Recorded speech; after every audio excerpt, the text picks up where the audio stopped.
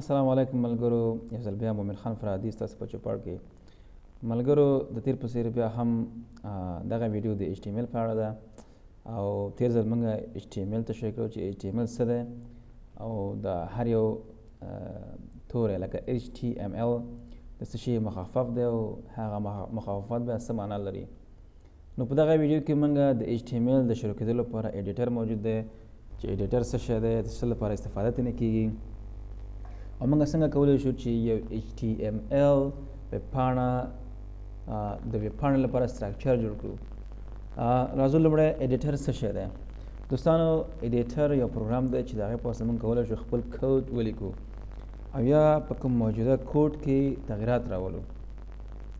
دغه کوډ بیا د همدې ایډیټر په واسطه د کمپیوټر ژبې ته بدلیږي او د هغې څخه وروسته بیا هغه موږ ته په سکرین باندې ښکاره کېږي چې البته ځینې تر دې تر شا ځینې پروسسونه دي، عملیې دي چې هغه د همدې ایډیټر په واسطه اجرا کېږي او د هغې څخه وروسته بیا موږ دغه لیدلی شو. دوستانو د HTML لپاره مختلف قسمه ایډیټرونه موږ لرو چې هر یو په خپل ځای باندې استفادې وړ دی.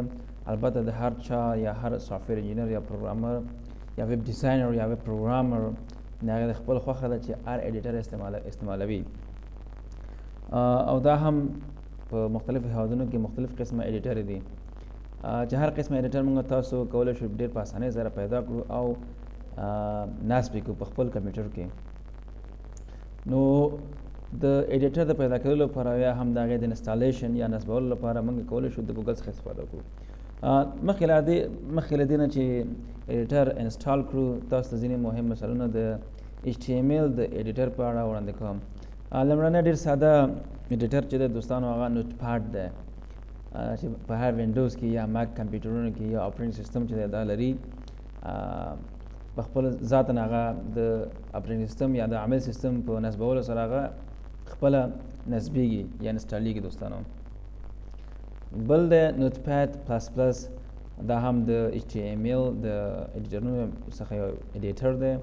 امایا، هیکس ایډیټر، ګوګل ویب ډیزاینر، دا ټول ایډیټرونه دي. دوستانو ما د خپل ځان لپاره نوټ پاډ پلس پلس غوره کړی دی چې د نوټ پاډ پلس پلس موږ کولی شو چې ډېر په اسانۍ سره د ګوګل څخه ډاونلوډ کړو. دلته به لاړ شو، نوټ پاډ پلس پلس به ولیکو، اتومات خپله راځي همدغه ډاونلوډ نوټ پاډ پلس پلس. د لاټیسټ ورژن یا آخرین نسخه چې ده 8مه نسخه ده، 8.2 نسخه ده چې همدې باندې کلیک کوو. اول چې ده دوستانو 480 بیټه لپاره دی او دویم دلته راځو لاندې 2 بیټه لپاره، دغه باندې کلیک کوو. اوس اتومات ډاونلوډېږي.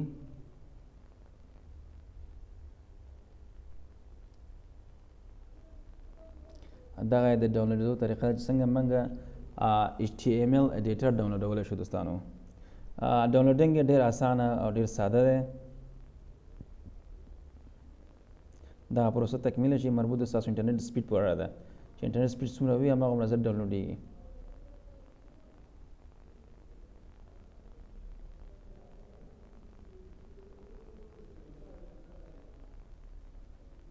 انشاءالله بس په تکمیلېدو کې د خیر سره تکمیل شو.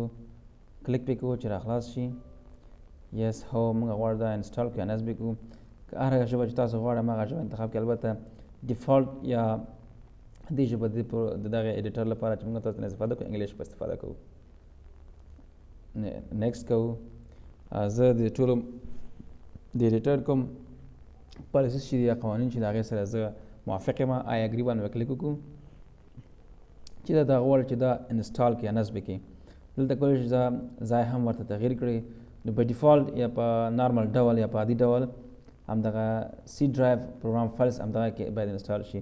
ځکه دلته زما سپیس هم یا فاصله هم یا کوم سټوریج یا ذخیره چې زما هم د هغه هم ډېره ده او دې لپاره ډېر کم د خپل HTML ایډیټر لپاره ډېر کم ساحې ته ضرورت دی. نو زه بیا نیکسټ یا نږدې کوم فیچرز ته غواړم انسټال کړي یا کوم نه غواړم چې انسټال کړي زه غواړم ټول انسټال شي. نیکسټ. آیا په ډیسکټاپ باندې تاسو ته کوم نښه د دې HTML ایډیټر پاتې وي یا پاتې نه وي؟ زه یم چې چې کله نصب شو دا پروګرام یو نښه دې هم پاتې وي یا آیکن چې ورته یا سمبول انسټال دې شي.